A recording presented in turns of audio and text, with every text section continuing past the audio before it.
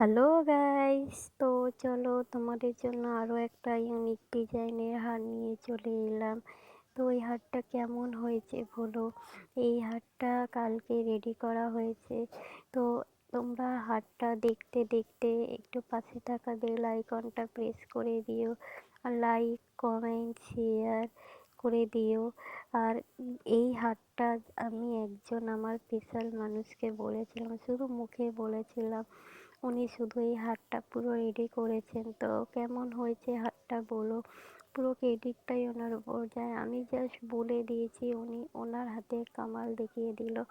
তো যাই হোক, তোমরা এই হারটা কেমন হয়েছে বলো। এই হারটা কিন্তু পুজোর সময় 10% ডিসকাউন্ট আছে।